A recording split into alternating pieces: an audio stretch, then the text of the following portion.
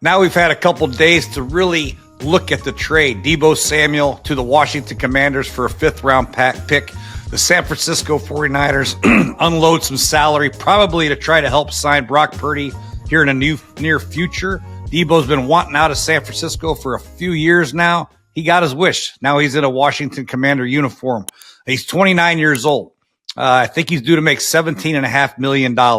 He's been injured. He's missed a lot of time. His bruising style of play will risk injury from time to time because he's a great blocker. He's great between the numbers. He runs the football.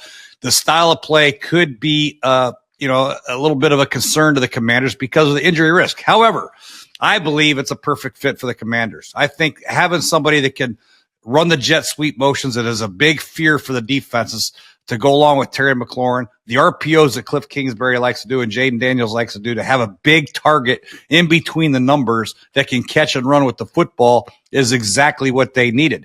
We already got Terry McLaurin who's outside, who can catch the screens and run down the field, the slot fades and the go balls and the post routes and the slants. Now you need a guy between the numbers that can really do a lot of damage, and Deebo's perfect. He's also one of the best blockers in pro football. So if you want to give the ball to B-Rob or Austin Eckler, whoever the running back is, you have to dig out safeties. He's perfect. He's a physical, violent blocker, and he's perfect for what the Commanders want to do. He's the 14th highest paid player in the NFL. He's only got 1 year left on his contract, so that's a concern too. I don't know if they have a deal in place or not with Deebo for the future, but to get him on a 1 year deal, let it play out, I think is a great move for the Commanders because it's only a fifth round pick. And in the fifth round, there have been great receivers taken. Obviously, Puka Nacua and Cooper Kupp were later round picks. Those are few and far between, though. But to get an established player, a physical presence like Deebo Samuel, I think is a good move for the Commanders. And it's actually a good move for the 49ers as well. Moving on, letting Ricky Pearsall take a little bit more reps, trying to get Brock Purdy solidified in his deal. So I think it's a win-win-win for both teams. Yeah, when you bring a free agent into your locker room, you're always concerned about what type of attitude are they going to have. Are they going to be a team-first type mentality like Dan Quinn is trying to build and Peters is trying to build? The good thing is Adam Peters, the GM, he knows Deebo. He was at San Francisco when they had Deebo Samuel and all the issues they had with the contract negotiations. So he's not going in with a blind eye. He knows him, and he knows he's going to be a good fit in the locker room. So I don't think there's a concern. The other issue you have is the free agents on the board in the NFL is T. Higgins number one.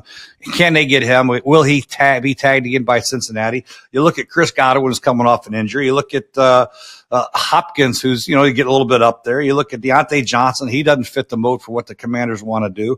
Stephon Diggs is coming off an injury. So really the market for free agent receivers is pretty small other than T. Higgins, in my opinion. So to get a receiver like Deebo Samuel, now you can take your first, second, third round picks and address your needs elsewhere. Offensive line, maybe a corner, maybe an inside linebacker, a pass rusher. We all know the needs that they have. So now they can address those needs in the top end of the draft, and then maybe wait and get another receiver in the 6th or 7th round to help fill out the depth chart. So, yeah, I think it's a great move all the way around. Yeah, I think this is it for now. I think they'll draft a guy maybe in the late rounds, but I think maybe they'll try to re-sign De'Ami Brown if they haven't already. I have not seen that. So they have De'Ami Brown, hopefully, Luke McCaffrey, Terry McLaurin, and now Deebo Samuel. Those are four pretty damn good players. And then they'll have some guys in the depth. Maybe Noah Brown will come back on a 1 year deal, and some of the guys they have on the roster that are free agents, but they can address that in free agency, college free agents, as well. The draft, late round picks. I think they'll be fine, but they have to address some other positions first. Yeah, I don't think Deebo needs to get back to that 2021 form where he had an insane year running the football, receiving the football. I had him on my fantasy team. He was incredible. So, yeah, I don't think he needs to get to that form. They have Terry McLaurin. They're going to spread the ball out. If you notice the way Jaden Daniels played last year, every week it was somebody different. It was Terry McLaurin, it was Brian Robinson, it was Austin Eckler, it was De'Ami Brown, it was Zach Ertz. He did a great job of getting it to the open guy. And he's just going to be part of that process. But what Deebo does differently is he's a great team player as far as blocking for other guys on the perimeter, which we know that Cliff Kingsbury loves those perimeter screens. Well, you got to have blockers out front to block these safeties and corners, and Deebo's as good as anybody at it. And that'll help that part of the game. But when you go through your progressions, if Terry's number one, Zach Ertz is two, now your number three trail route might be Deebo Samuel. This is a big deal for the Commanders. I think it's a great move for them, and moving forward, he'll fit in perfect. And he doesn't need to put up 100 catches for 1,500 yards. He just needs to do his job, be a team player, block when he needs a block, run after the catch, be productive, be a running back if they want to be a running back. And I think it's a perfect fit. You could take either side of the spectrum. You could say, we just paid $17 million for a washed up Deebo Samuel. He's hurt all the time. He's overweight. He hasn't been productive the last 3 years. You could take that side of it, or you could take the positive side. We just got a veteran player that's 29 years old. He still has a lot of juice left in him. He's big, strong, physical. He's exactly what we need to go opposite Terry McLaurin or inside Terry McLaurin with another speed guy. He's a good role player. He's a blocker. He can play running back if something happens to our running back room.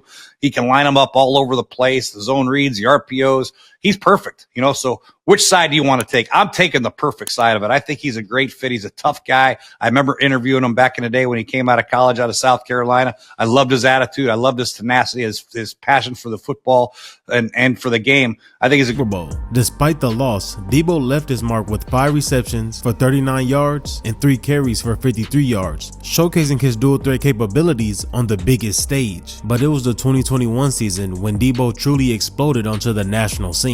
The 49ers, recognizing his unique skill set, began lining him up in the backfield more frequently, about 11% of the time. This wide back role allowed him to terrorize defenses in ways they had never seen before. This season was historic for him. He joined an elite group of running backs, Roger Craig, Marshall Faulk, and Christian McCaffrey, as the only players to amass 1,000 receiving yards and 5 rushing touchdowns in a single season. He was a Swiss Army knife on the field. He could line up wide, in the slot, and in the backfield. He could catch a deep ball, turn a short pass into a long gain, or take the handoff and bullet those defenders to find the end zone.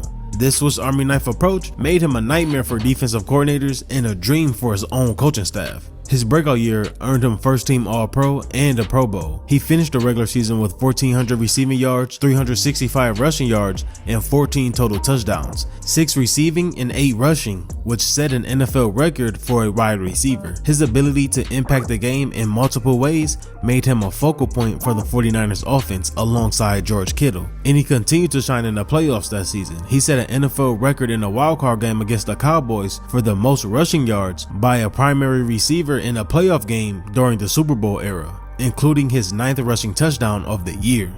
The rise of the young star took an unexpected turn in 2022, marking the beginning of a challenging period. Just like any other player that just produced like he did, he wanted to get paid for it properly. As the 2022 offseason began, his relationship with the 49ers soured, and it was reported he requested a trade from the team in April that year.